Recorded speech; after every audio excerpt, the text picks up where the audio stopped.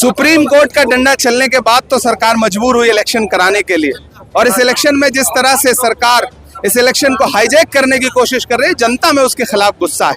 किसान परेशान है, नौजवान परेशान है, बेरोजगारी है, और भाजपा सरकार ने जो वायदे किए थे वो एक भी वायदा पूरा नहीं किया है। हमें पूरा भरोसा है कि कांग्रेस पार्टी बहुत अच्छा प्रदर्शन करने जा रही है, और पाथरी में खासतौर से पूरी जो हमारी टीम है, जो पूरा हमारा पैनल है, 23 नगर सेवक और नगर अध्यक्ष जुनैद दुर्रानी साहब सब चुन करके आ रहे हैं, मुझे पूरा भरोसा। नवाब मलिक साहब कहते हैं कि कांग्रेस वोट कटवा है, जो काम पहले असदुद्दीन ओवैसी करते थे वो कांग्रेस कर रही है, खास करके परभनी जिले में। नवाब मलिक जी के लिए क्या कहेंगे आप? देखिए, नवाब मलिक साहब वरिष्ठ आदमी हैं, बुजुर्ग हैं, लेकिन भाजपा ने उनके साथ जो सुलूक किया वो अच्छा नहीं किया। वोट चोरी का मुद्दा है, आपकी महाराष्ट्र में भी बहुत बड़ी। देखिए, राहुल गांधी जी ने महाराष्ट्र को लेकर के जो मुद्दा उठाया और जो प्रेजेंटेशन दिया, प्रेस कॉन्फ्रेंस की, देश के सामने जो डॉक्यूमेंट रखे, आज तक इलेक्शन कमीशन उसका जवाब नहीं दे सका है। जो हरियाणा को लेकर के प्रेस कॉन्फ्रेंस की, उसका जवाब आज तक इलेक्शन कमीशन नहीं दे सका। और इलेक्शन कमीशन बाद में क्या करता है कि वो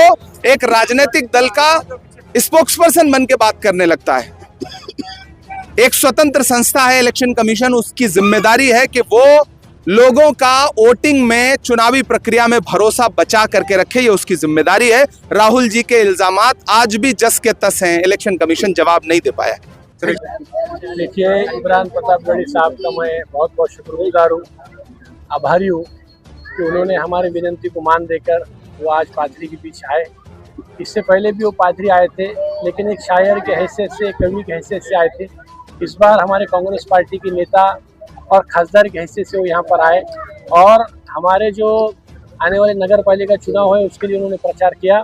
इसलिए तमाम पाथरी वासियों की ओर से, हमारे पार्टी की ओर से मैं उनका आभार व्यक्त करता हूँ। एक ऐसे वक्त में जब पूरी हुकूमत लग गई हो बाबा जानी दुर्रानी का किला उखाड़ने के लिए, एक ऐसे समय में जब आपका वोट बांट करके किसी तरह डायरेक्ट न जीत सको तो वोट तकसीम करा दो, ये साजिश चल रही हो जुनैद को हराने के लिए, ऐसे में आपके सपोर्ट की ज्यादा जरूरत है। आज से इस इलेक्शन को अपना समझ के लड़िए। जुनैद सिर्फ बाबा जानी दुर्रानी के बेटे नहीं है, आप सबके बेटे हैं। मेरी माँ बहनों, आज से अपना बेटा समझ करके चुनाव लड़ा जुनैद को, अपना बेटा समझ के, अपना भाई समझ के। मैं जुनैद के लिए, जुनैद को अपना भाई समझ के आया हूं। मैं पहले सोच के आया था ये मुझसे छोटे होंगे उम्र में, लेकिन 3 साल बड़े निकलेंगे।